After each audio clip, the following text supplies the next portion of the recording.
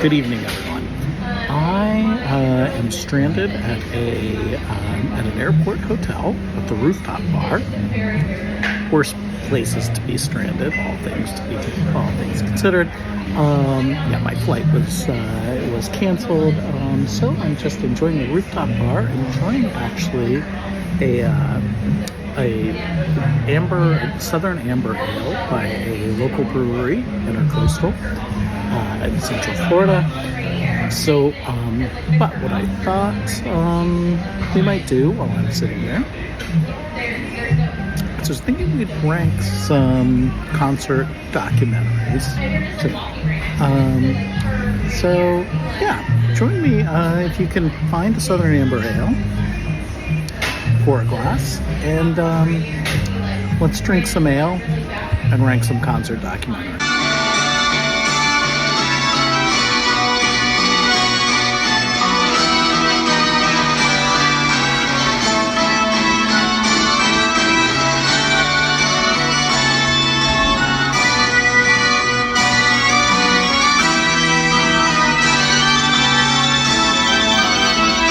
All right, the parameters for this ranking are as follows. One, these are only going to be concert films or concert documentaries. I am not including what I would consider rock operas or full-on story films. Nothing that's cinematic. No Pink Floyd The Wall, no Jesus Christ Superstar.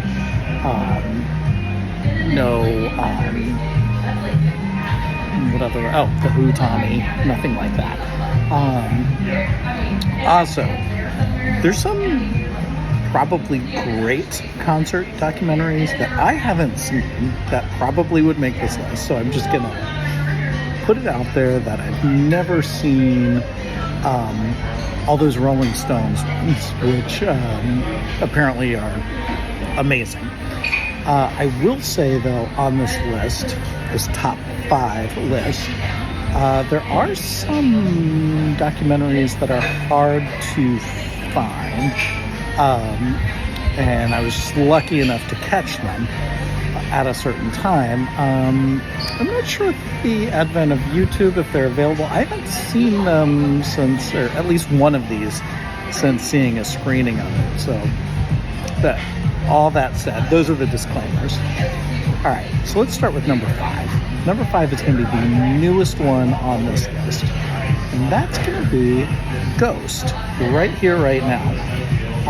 This is a pretty amazing concert film which nicely takes into account the mythology of Ghost, with all the Papa Emeriti.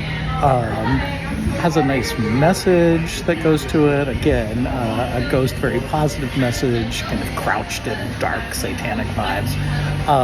But the message overall is actually very positive. And the concert's great. An amazing set list. They play almost everything you'd want to hear, and captured on the Imperial tour. So, including an amazing version of the song "If You Have Ghosts." So, that's number 5. Number 4, we're gonna go with U2's "Rattle and Hum." So,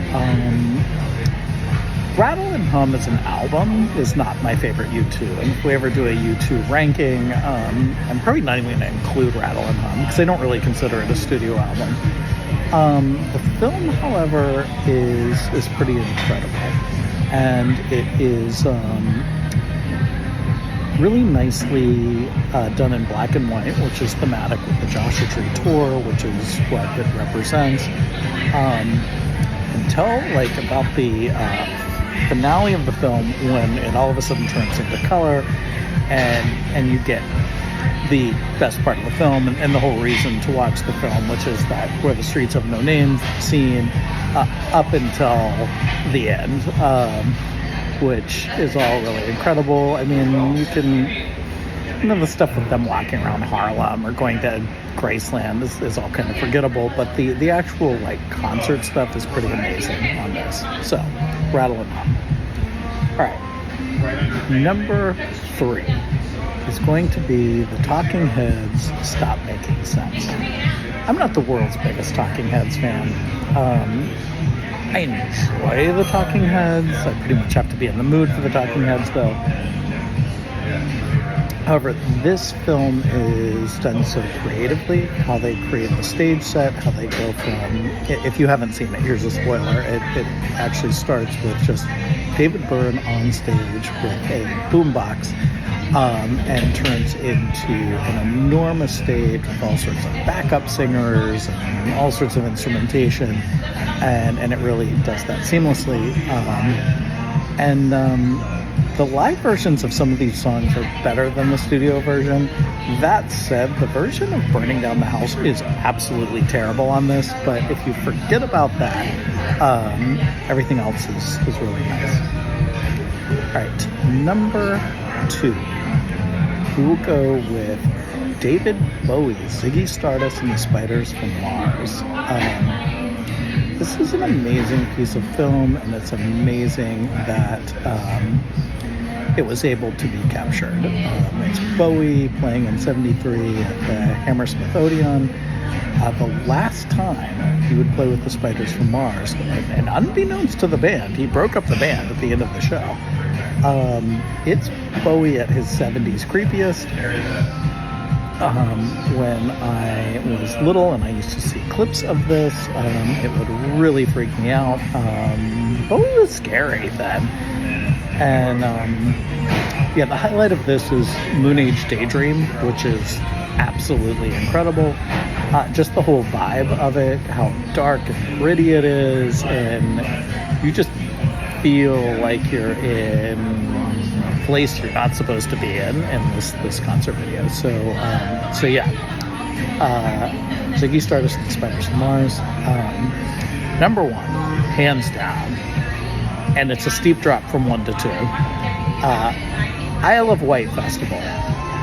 And with the Isle of Wight Festival, and this is incidentally the one that I was talking about, which I don't know where you can find this. Maybe it's on YouTube. It is, everything goes wrong in this festival, and it's this attempt to have another Woodstock in the Isle of Wight. But there's one problem. The 70s have kicked in, and it's no longer the 60s. And so you get like these, like, Jim Morrison comes out, and he's got a big bushy beard, and he's fat. Joni Mitchell comes out and has to yell at the crowd for being rude. And, there's it is just a look at the death of an era. And then, all of a sudden, Emerson, Lake and Palmer comes out. And the 70s are born. Keith Emerson starts doing whatever he does to the keyboard. He's stabbing at this point. He's jumping around at it. They do pictures at an exhibition, and the crowd absolutely loses it. And it really is just this moment of time of the death of the 60s, the birth of the 70s, which are two extremely different eras. So that's definitely number 1. If you haven't seen that, I don't know if it's available or not. Maybe it is, but I haven't seen it since I got to see a screening of it. Honorable mention is another one that I was only lucky enough to see a screening of, and I don't know where you can see it at this point.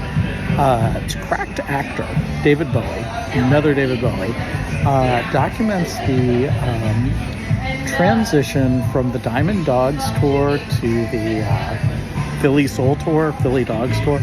But basically, Bowie, halfway through this tour, strips his sort of glam rock leanings and goes totally soul, which no one's expecting.